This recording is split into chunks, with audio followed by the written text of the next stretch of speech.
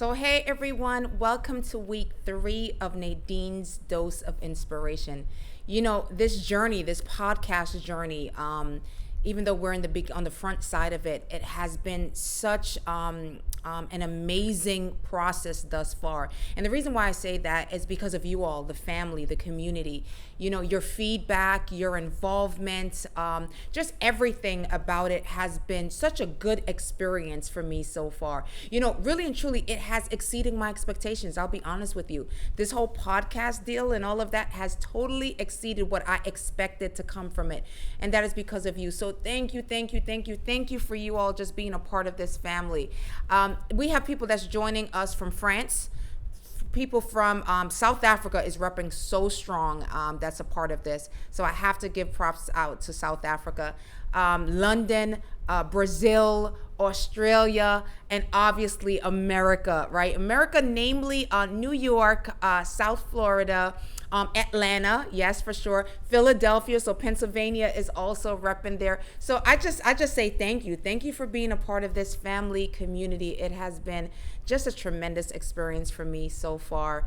Again, if you have not subscribed, I just encourage you to subscribe so that I don't have to keep telling you when these podcasts are coming out. We know that it's every Saturday at 10 a.m. But, if you subscribe, then it automatically gives you that notification. Also, don't forget, I have my website, NadineARaphael.com. And then, of course, we know that this is on YouTube, it's on Spotify, and it's on Apple iTunes as well. So you want to make sure that whatever your platform that you're watching from, you want to make sure that you go ahead and subscribe. Last couple weeks, I didn't get to tell you, but some of you don't know that I actually wrote a book. So there's a book out about my journey, what happened to me, how I got to prison, what happened in prison, how I got out. Just the whole story is all in here. So I encourage you to get it. It's on Amazon. It's also on my website. And so it's called But God by Nadine A. Raphael. It's a memoir. It's on, like I said, it's on my website, NadineARaphael.com, but it's also on Amazon. So make sure when you get a chance to get your copy. Today's topic has been, the reason why today's topic is so important is because people always want to know, well, how did you go from prison to where you are now? While I was growing up, I would meet different people along the way that would tell me that I was going to do something significant in life, or I was going to be someone, even though I was going through a very difficult upbringing. It was very tumultuous and different things that I was experiencing, being involved in gangs and all of that other stuff. So people would say these to me, and I would look at my life and I would look at the circumstances of my life, and I'm thinking, there's no way. Like, how is that even possible, right? But I remember also being in prison, and there was a visitor that was they were a part of a church community that would come into the prison, one of the prisons that I was in, to do services and things of that nature. And I remember one of the ladies, one of the ministers, called me aside, and she said, I don't know what it is about you, but you're going to do something significant for God. Now, I was in prison. I was in my khaki uniforms, had my jail number, 53742-083. That's how you were referred to. That's how I was referred to in prison. Every time they spoke to you, you had to know, to be able to recite your number, because they did not want to call you by your name, because that would have promoted some kind of humanness, and they didn't want the guards to have to see you as a human, so that they could treat you as a human, because they wanted to treat you as an inmate, as a prisoner. So you had to know that number. And I remember having that number like stamped in my mind. Thank God I don't even remember that number anymore. That number, I remember the 083 part, but I don't remember that entire number. But I remember this lady, that one of the ministers, just kind of pulling me aside and said, I don't know who you are and why you're here or what got you here, but God told me to tell you that he's going to use your life in a significant way, that he's going to use you, that there's a plan and a future for your life, and so forth. And I just remember, it was warm, I received it, but I just remember toiling with that. Like, how is that even possible? Like, I got this felony record. I wanted to be a news reporter, an anchor woman, and I'm thinking that whole path for me that I wanted for myself, it's all gone. So So I don't even know what this lady is talking about, but I kind of tucked it. Anyway, in the prison, God started using me in the prison, and that's how God actually started developing me in the prison years of my life. And so when people ask me if I could do that all over again, what would I change? Absolutely nothing. Because everything, prison, I tell people, didn't happen to me. It happened for me. And I think there's a lot of things that in life that we go through, and we look at it as what is coming against us, as what is an attack. And yes, it can be a form of an attack, but how God is able to use what the enemy means for evil, how God can just turn those things around and repurpose it for our good. Prison was one of those things in my life. Many things in life, but that definitely stand out. So people want to know, okay, Nadine, how did you go from there to where you are today? Here you are doing a podcast. You're an executive pastor. You're an author. You're a speaker. You go to conferences. Okay, how did you get to where you are now? And I got to tell you, everything in life is about one word. Everything in life, whether you're a child, whether you're in the womb, you're actually in incubation in the womb, or you're a child growing up, you're going through your infancy stage, your toddler stage, your preteen stage, your teenage stage, your young adult stage, your adult stage, your single stage, your married stage, could be a widow stage, you're out of work, or you're the CEO of where you are, or you're the owner of where you are, you're in school, you're out of school, you're graduate of college degrees, and so forth and so on. Every one of those that I just mentioned, there's one word that encapsulates all of that, and it's called the process. Life is a journey of processes. Different aspect of the journey brings us to stages that I call processes. It's phases in life, and every phase is important. Some phase may seem quiet. Some phase may seem cold. Just think of winter, spring, summer, fall. Those are all phases. And each one of those, well, Florida doesn't really have many of those seasons. I think Florida's only season that it has is summer. Matter of fact, it's just hot. That's the season. But, I'm from New York, so winter, spring, summer, fall. And each season has its difficulty, but each season also has its fruition. It has its fruitfulness in its own unique way. So I want to talk to you about the process, because when I left prison and I got out of prison and I was, living for the Lord and finding a church and getting involved, and I had to go back into my motherhood, because when I went to prison I was a single mom, and so now I came home, and Tanae was about 6 going on 7 years old at that time. So I had to enter into that phase of how to be a mother again. I had to enter into the phase, okay, I remember taking the New York Transit, and I was trying to put coins inside of the terminal, the bus. I was on the bus and I was trying to put coins in there, and they're all looking at me like, what are you doing? And I didn't know that I needed a Metro card. Life had went on without me, and I was trying to come back to life and picking up where I left off, and that's not how life goes, right? I was trying to just, all right, I'll just pick up where I left. No, I had to learn new things, because phases had already gone ahead of me, and now I had to catch up.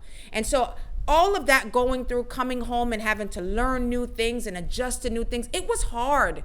I'll be honest with you. It was not easy, especially being a mother and all that, trying to get a job with a felony record, and they're threatening you. The prison system is threatening you and letting you know that if you don't do this, if you don't get a job at this amount of time, you're going back to prison. So I had all of that just kind of looming over my head. But I'm telling you, all of you that are watching on the other end of this screen, I'm going to talk about 4 phases of the process today. And I guarantee you, all of us are in one of those phases. All of us.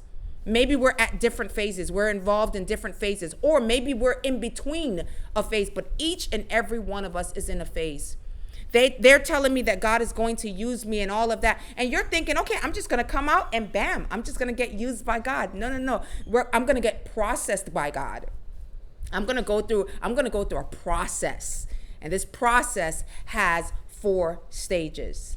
It's the process of going from where you are to where to what God has for you. In other words, it's a process from where you are to the promises that God has for you. How do I get from where I first receive that God has something for me or something great for me or there's a promise for me? How do I go from that phase to the phase where I'm actually living it out? I'm actually experiencing the process. How do I get there? Can I just skip some phases? Can I just fast forward and just jump into the promise? No, we can't. And that is because there's things that we need to learn along the way for what is up ahead. If you skip the phases, by the time you get to the promise, you won't have the development that you need to be able to handle the weight of the promise. And so there are some things that God has to develop on the inside of us to handle what he has for us. So I want to talk about these 4 phases. Y'all ready? Okay, and while I'm talking, I want you to consider, man, I wonder if that's my phase. I wonder if that's my phase. Maybe I'm in this phase. And then I'm going to ask you to do something at the end. Okay, so here we are. I'm going to look at the screen back and forth because I want to make sure I'm not missing out some key ingredients, okay? So the first phase of the promise from going where going where you are to the promises that God has for you. The first phase is what I call the go phase. This is the phase you receive the promise, you hear the promise, and this is the phase that you have to step out from what is familiar to you and step into a place, a season, a space that you have never been before. People may have talked about it, but you yourself have never experienced that phase before. It's going from where you are to perhaps where you don't even know what's next, but you know that where I am, I cannot stay because you can't stay where you are and go where God is leading at the same time. You have to make a decision. And so now here you are, you're feeling, okay, this is time for me to step out from where I am to what's next for me. It's difficult. It's not easy. It is scary. It's scary. Why? Because I have not been this way before. And I don't know what's up ahead. At least where I'm at, I know what to expect. I'm comfortable. This is my comfortable surroundings. This is what I'm used to. This is what I know. It may not be the best thing for me, but at least I know it. I've become, even if it's toxic, I may have become comfortable with toxicity. And now I'm telling myself, I cannot stay here anymore. And let me say this.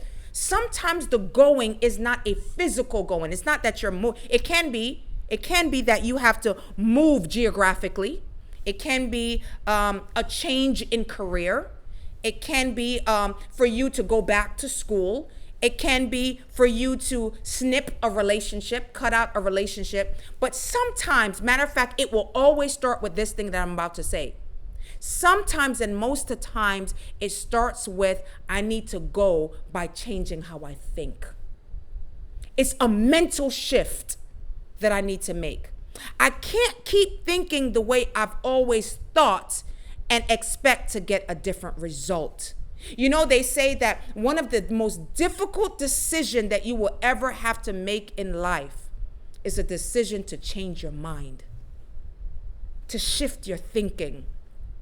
To make up your mind that where I am is no longer for me, that I have to make a decision to go. So once you make that decision to go, that's phase 1, remember, so you're in this go. Yes, it's scary, but there's also a little bit of excitement. There's an exhilaration that you're feeling because, man, I'm about to venture. I'm going on an adventure. I'm about to venture off into a space that I've never been before. And while it's scary, man, it's more scary to stay where I am. I don't want to stay where I am and lose out on, could there have been more? Could there have been more for me? I don't want to live my life wondering, man, you didn't take that step and now you never come to the understanding of what could have been on the other side.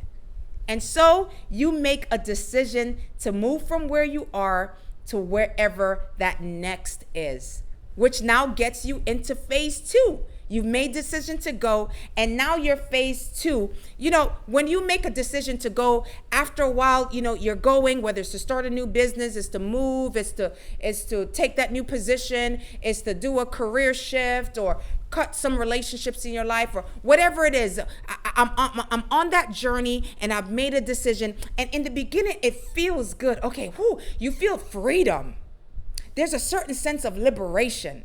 Even though you're not fully into the promise yet, you feel like I'm on my way. I'm moving from where I was to the next phase. No, I'm not in the promise yet, but at least I'm not where I used to be. And so there's a good feeling that's coming over you. And then you hit into phase 2. And phase 2 is what I call the phase of lack. Remember, goal was phase 1. Phase 2 is a phase of lack. You've stepped into uncharted grounds. You stepped into the unfamiliar.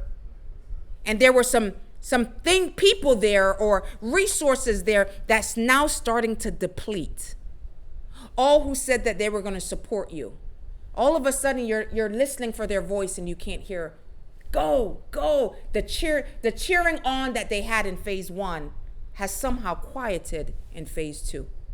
So all of a sudden, the things that you were able to kind of leverage yourself on, you find that they're slowly starting to deplete from you. The finances, the resource, the cushion that you once had, it's now starting to deplete some for you. The people that was once around you, you start wondering now, wait a minute, did I make the right decision? Because now I'm starting to feel lack. Let me tell you, what you're up against in this stage, more than anything, is an emotional attack. You start wondering, you start looking around and you realize that there's no one there for you to give you that emotional support, the friendships. All of a sudden, you're starting to see roadblocks and obstacles that you were not prepared for. And now all of a sudden, let me tell you what you start doing in this stage, looking back. You start wondering, did I make the right decision? Should I go back? This phase comes against your emotional strength because now you're starting to be stretched beyond your capacity of what you thought you can handle. And you start wondering, maybe I did not make the best decision for myself. Maybe you start doubting what you heard.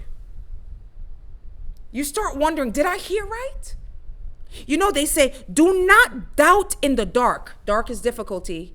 What God has revealed to you in the light. All of a sudden now, when you're stumbled into the dark and it's starting to get a little difficult and the resources are depleting from you, you start wondering, did I hear right? And so you start second guessing yourself and you realize that your legs, you're forcing yourself you're still in this phase 2 and you're still trying to go ahead, but it's your legs don't have the stamina that it once had when you first started going. So now the steps are getting a little weary. It's getting a little weak, but you're still stepping. So that's a good thing. It's just that the steps doesn't have that resilience, that attitude of I'm going to take on the world that you once had. Your breathing becomes a little difficult. You're keeping your eyes onward and upward, but it's not with the same gleam that you once had. And let me tell you something. This is not the most difficult stage. No matter how difficult you think this stage is, this stage of lack where you start feeling like things are depleting against you, typically in this stage, you still have a backup plan. You're not using it yet, but you have a plan B. So this is still not your most difficult stage. Stage 1 wasn't to go, the stage to go, it wasn't your most difficult phase, even though you were stepping out in uncharted grounds and in new territory that you've never been for. That wasn't the difficult stage. Phase 2, in your lack, in your depletion, friends are gone, relationships are gone, finances are gone, all these things, your emotional fortitude is taking a toll on you. And that is not your most difficult phase until you get to phase 3. This phase, it is the most difficult phase. And let me just say, this is the phase where most people quit. Phase 3. Phase 3 is what I call the abandoned phase. In this phase, many people quit because in this phase, you go through a barren stage. It's dry. It's unfruitful. It's a desert. You are parched. Your thirst is just at another level. You feel nothing you do, nothing you put your hand on is successful.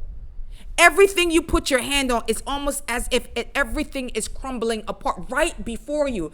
The things that you put money towards, it's crumbling before you. The relationships that you put your time and energy in is crumbling before you. The goals that you wrote out, the vision that you wrote out, everything seems to be as if it's totally under attack. And then the greatest attack in this stage is your mental attack. It's an attack on your mind. You start having self-doubt.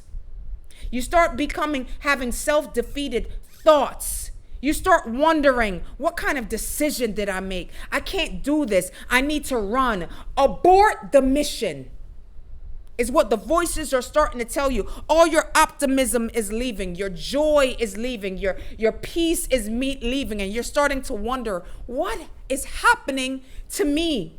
This phase feels dry. You look around and all you see is barrenness. And the worst thing about this phase is that it is the most important phase and it's so difficult. This is the most important phase because other phases developed your courage. That was phase 1. Phase 2 developed your emotional stability. But phase 3 has to develop your mental stability. You know what phase 3 is after? Your perspectives. How you see things. How you process things. Your reasoning. Your vision is under attack. Not your vision with your ability to see with your natural eyes. No, this vision I'm talking about is your vision to see with your heart. And that is up under attack. It's bigger than the vision for your business or vision for your company. This is the vision for yourself. Your personhood, your soul, your sense of being. You start giving yourself reason to abandon the process and not realizing if you abandon the process, you're actually abandoning yourself. Perspectives is being developed or under attack in this season. You know what makes the lion the king of the jungle? It's how he sees himself. That's what separates the lion from the other animals. Because listen, the lion is not the biggest animal in the jungle. The elephant is. It's not the tallest in the jungle. That's the giraffe. It's not the largest. Like I said, that's the elephant. It's not the heaviest. That's the hippo. It's not the most intelligent. That perhaps could be the hyena. Yet he is the king he is the king of the jungle. She is the queen of the jungle. When the lion or the lioness show up, everyone else runs. The elephant sees the lion and he thinks run. The lion sees the elephant and he thinks or she thinks lunch. All a matter of perspective. The elephant is stronger. The elephant is bigger, but it's all in how the elephant sees he or she or oneself. The lion is smaller, and yet he or she sees themselves as, I can take this elephant. This elephant is my lunch today. I wonder what's the perspective that we are forging in our minds that's limiting us from stepping into what God has for us. Are we seeing ourselves as less than? Are we seeing ourselves as not enough? Are we seeing ourselves as inadequate? Are we seeing ourselves as not enough education? You know, it doesn't matter how smart you are, how intelligent you are, how many degrees you have. All these things doesn't matter if you just have a small mentality about yourself. If you just have you can have all of those things and still think small about you, which limits what you are able to do. On the flip side, it doesn't matter how small you are, how many degrees you don't have, how much resources you don't have. It's your mindset that separates you from going forward or staying where you are. That is because attitudes produces behavior which stretches you beyond your limitations. The thinking of a person that makes he or she see himself or their circumstances differently is perspective. This is the phase where your belief must be stronger than your opposition. You know, I tell people that it's so important to have just words of affirmation. Whether you have it on your phone as a screensaver, you have it on your laptop or whatever devices you have as a screensaver, or you have it maybe around where you are, maybe in your vehicle, maybe in your office, maybe at your desk, maybe in wherever you get dressed in the morning, just as reminders of who you are, just affirmations that you decree and you declare and you speak over yourself. I'm above and not beneath. I am ahead and not the tail. I'm the first and not the last. I am more than a conqueror. I'm chosen. I am blessed. I am called. I am purposed. And you just begin to recite. Look yourself in the mirror sometimes and just recite that you are. Just say, you are called, you are chosen, you are purposed, you are the head and not the tail. You will go far in life. You are a success. I mean, just begin to declare that over yourself until it becomes an actualization in your mindset, deep down in your soul, in your heart, and in your spirit. So you start walking out what your thought is saying, what your words are saying. You start actualizing it and walking those truths out concerning your life. Where you are is not where you will remain, because God has more for us than even if where you are is a great space, God still says to us, there is more. This is not it. This is not where it ends. It only ends when I breathe my final breath. There is more for me on the other side of this. And I can't wait to experience all that God has for me. The abandoned stage is so crucial. And yet it's often where many people get stuck. Dare I say, it's the place where many people give up. They abandon the process. They abort the mission. They walk away from what could have been right there. It was just right there. Had they just stepped a little further, they would have stepped right into the fourth and final stage. But because of maybe not having the right people around them, or maybe not having the right perspective, or whatever it is, they gave up and abandoned in the process. You know, I remember when I was having Isaiah, and my pregnancies, you know, I've had 3 kids, and I never do epidural or painkillers or anything like that. And it's not because I'm a superwoman at all. Okay, the pain is excruciating. You know, they tell you that when you're having a baby, the human's ability to withstand pain, when you're having a baby, the pain that you go through, it goes beyond what they say, your human ability, 6 to 8 times beyond. That's what having a baby feels like, men. Okay, that's what having a baby feels like. And it's not because I don't want the epidural. It's just that I have quick babies. I have them really quick. So by the time I get to that hospital, I'm already 6 centimeters, 7 centimeters. So they can't give me any painkillers unless it'll affect the baby. And so I have to go through these things naturally. So I remember when I was having Isaiah, listen, guys, the pain. I mean, I couldn't think. I got to a point where, I mean, I was delirious. My husband laughs at me to this day. I was delirious. And here's how I know I was delirious. In the middle of me pushing, this is high intensity labor. I mean, you're pushing, people are in the room, push. And in the middle of me pushing, I stopped pushing and I said to the nurse, okay, I'd like to come back tomorrow. And everyone in the room is just looking at me. I mean, you could hear a pin drop in that room, right? And I'm like, I'll just come back tomorrow. The pain was so excruciating. I was telling myself, if I get up off this table, off this bed, I can actually stop the pain, go home, take a good nap, and come back the next day and just pick up where I left off. And so everyone is looking at me like, my husband, Benz, is looking at me like, what? And I'm looking at everyone like, what's the problem? I will do it. I will have this baby, but just not today. Can I have the baby tomorrow? And that nurse, she tapped me on my leg. She said, all right, honey, just push 2 more times and you can go home and come back tomorrow. And I was like, really? She was like, sure. So I pushed 2 more times, and sure enough, that baby was out. I'm holding that baby. I mean, this woman had sometimes you need the right people in your corner. Not sometimes, all the time. Especially in your abandoned stage. You need somebody in your corner, the right alignment, like I talked about last week, in your corner that will encourage you to keep on pushing, to keep on going, to go forward regardless of the obstacles, regardless of the pain, regardless of the distractions that comes in along the way to get us to abort the process. That's what this nurse was for me. words of reasoning in my mindset just to keep on going. Why? Because 2 more pushes and I would have been holding that promise in my hand. If you're in this stage, can I tell you, keep pushing.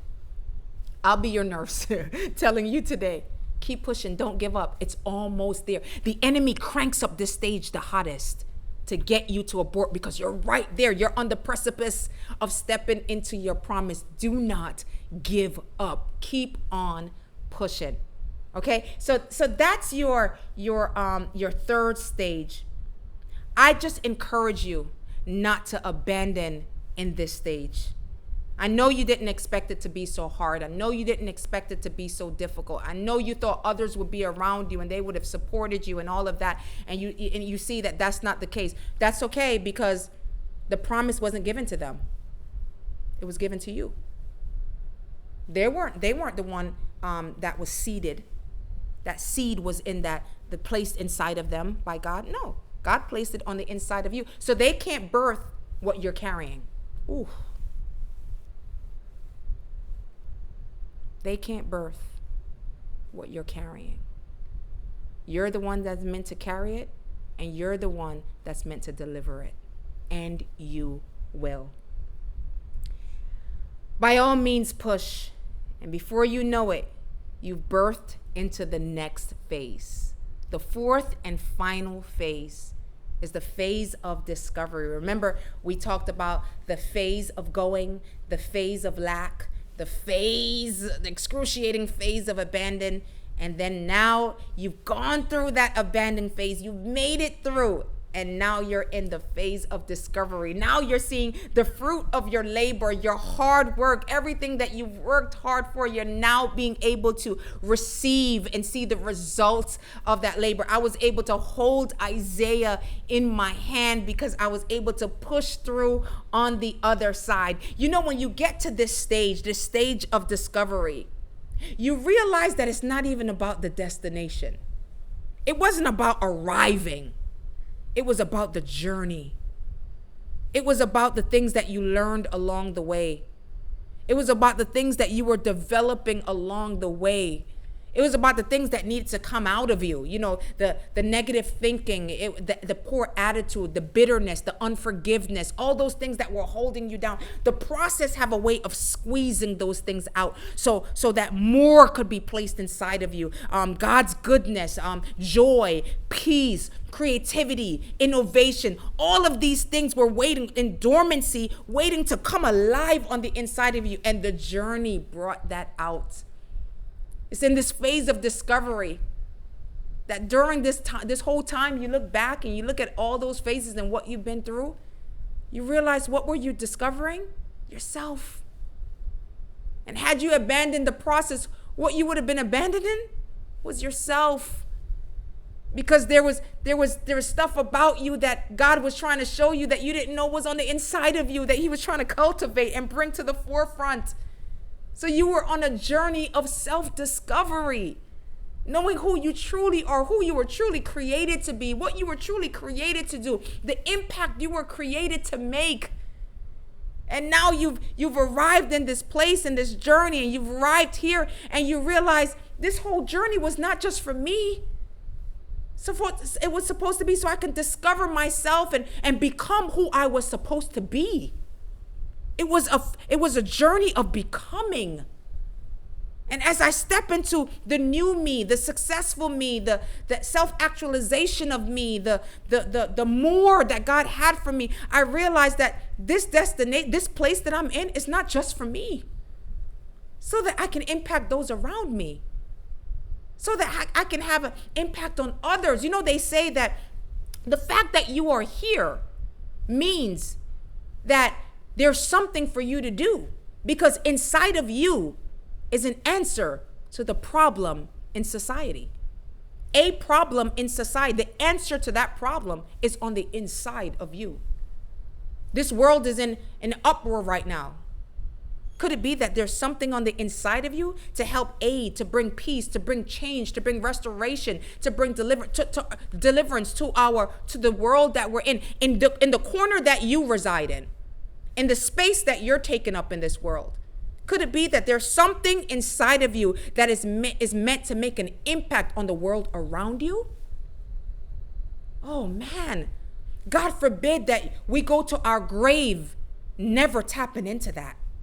That we take that with us to our grave, that gets buried with us. No. Expend it. Use it. Tap into it. Well, how do I tap into it? You tap into it by embracing every season that you step in, because no season is a wasted season. Every season is there something for me to discover for my next season. It's how I face my seasons. Do I face it with anger, bitterness, wrath, unforgiveness, hate? No, that's dryness. That's unfruitfulness. Or do I face my season with a perspective of, okay, what is it that I have to learn? What are some things that I need to untether myself from, that I need to undo? What is some mindset that is not, some attitudes that I've developed that's just not healthy? Where's my joy? I got to get back my joy. I got to get back my peace. All these things that you develop that's health is meant to bring health to others. Now that what you've got, there's always about multiplication. What you receive, you are now expect to bring to others. True success is not success when you get all the way to the top and it's just you sitting there. No, it's to take the elevator a few steps down to bring others with you, so that they can get success. You are blessed, the Bible says, to be a blessing. You're not supposed to be a dam. No, you're supposed to be a channel of living water so that it flows from you, and everywhere that water touches, life is the result because you were there. Oh, guys, this is what I'm talking about. This is the life that God has for you. And you may be thinking, well, look at my circumstances around me. This is unfruitful. This is heavy. The environment that I'm in. Could it be that you're there to make a difference? Exactly where you are? You are meant to make a difference, to make an impact exactly where God has you. No matter how dark it looks, no matter how chaotic it looks, you're there for a reason. Now you just got to ask God, okay, help me to discover, help me to see. When you start changing your mindset and your attitude, then you're open to receive what God has to show you, the revelations that God has to show you. Stage 4 is your phase of discovery. And the cool thing about this phase is it's not the final destination. There's more. You don't out-arrive God. You get there and you love it and this is great, yeah. And God says, that ain't it. I got more for you. You think this was it? There's more for you to discover. There's more for you to do. There's more for you to impact. There's more for you to bless. There's more for you to receive so you can be a channel of my blessing. There's more generosity for you to live out. There's more innovation. There's more plans that I got to give you. Strategic plans that God has to give you. There's more blueprint to create that thing that God has to give you. You just got to keep your heart pure and undefiled and keep it open before God so he can put downloads into your heart, downloads into your mind so you can make a greater impact. Every one of us is in one of these phases. Every single one of us is in one of these phases. I wonder which phase you're in. I want you to actually comment. Which phase do you think you're in? Here's what I want us to do. You can, if you're on, I don't know what platform that you guys will be watching on, because there's YouTube, there's podcasts, there's Apple, and then there's Spotify. So I'm not really quite sure which one of your. But if you're on one of those platforms where you can comment, type in the comment section. I want you to tell me what phase do you think you're in. Okay, that's one. So I want you to go over to my Instagram page, and what you're going to find on my Instagram, hopefully you have Instagram. Anyway, Nadine A. Raphael is my Instagram. So go over there, and then you're going to see different pictures. You're going to see one picture that says go, is going to have a hashtag go on it. Then you're going to see another one with the hashtag lack. You're going to see another one with the hashtag abandon. And you're going to see another one with the hashtag discovery. So what I want you to do, I want you to repost whichever hashtag that you think belongs to you in this season. Remember, we're not going to stay in this season. It's just what we're trying to identify as this is my current season. It's not a label for me. I'm just realizing that this is the season that I'm in. This is the season that I'm going through right now. And again, you could be in between seasons, so you can actually repost 2 seasons if you want. It shouldn't be more than that. But anyway, I want you to repost it and then put in there, why do you think you're in this season? Why do you think that you are in this season? But when you use that hashtag, I also want you to put on there hashtag NDOI, which is Nadine's Dose of Inspiration, or hashtag NAR, or that's Nadine A. Raphael, or hashtag just the whole Nadine's Dose of Inspiration. If you want to type it all in, you can use that. That's just gives me a way to find you, to find the ones that pertains to this, what I'm talking about right now, so that I can read that, I can comment and interact with you there. If you don't have an Instagram account, then create one. No, I'm just joking. Just comment in the, if you're on whatever platform you're watching on, if it allows you to comment, then just comment on that platform, and I'll interact with you there. It's just important to know that we are traveling through. This is not the end for us. We keep writing. There's more story that needs to be written concerning our lives. This is one of the phases in the journey. It's just one of the phases in the journey. And remember, when I get to discovery, it's not the end. There's more to write. There's more to discover. So the cycle starts again. And in that cycle brings new water. In that cycles brings new discovery, brings new development, self-development, brings stuff that may have attached itself to you along the way that you need to untether yourself from, that you need to disattach yourself from, that, you know, it's contaminating you. And the process helps me to identify my contaminations.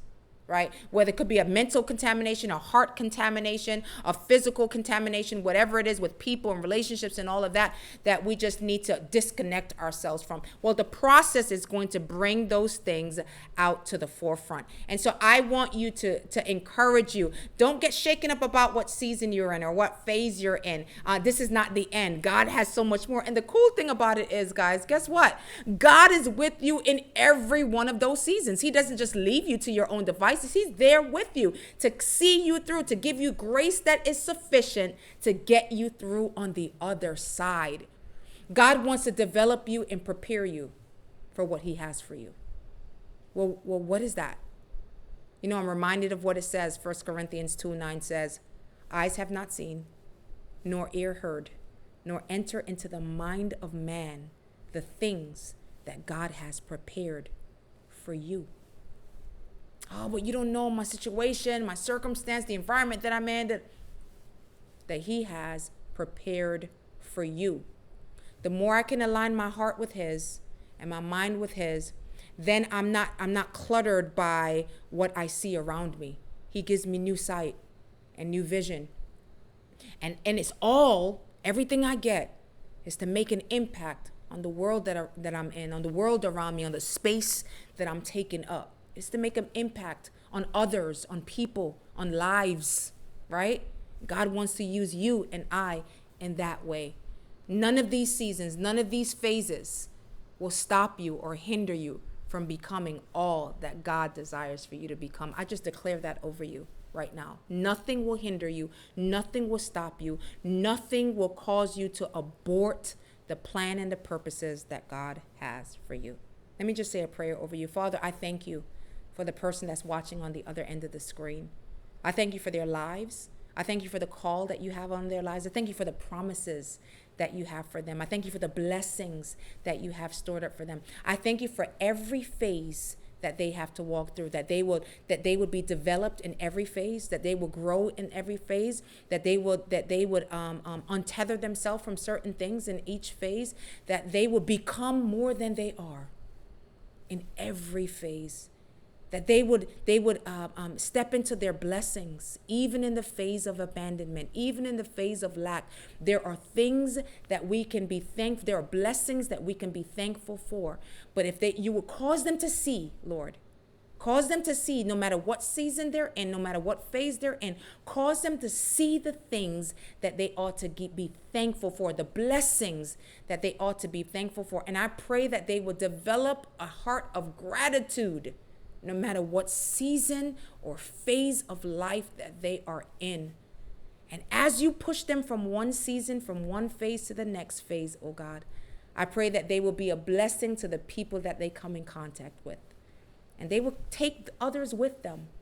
And when they get to the top, and when they get to that place of discovery, I pray that there will be people around them that they brought with them along the way. Those that were willing to go through the process as well, that they bring with them along the way. Lord, we know that you bless us so that we can be a blessing to others. Cause them to be a channel of your blessings to others. I thank you for them. Bless their families, their lives, their marriages if they're married, their children if they have children, their families, their loved ones. Bless their health, their finances, their mind, their heart, their soul, their physical body. Just bless them, God. And then use them to be a channel of your blessings to those around them. Amen. God bless you. Thank you for being with me on episode 3 of Nadine's Dose of Inspiration. See you next week. Bye-bye.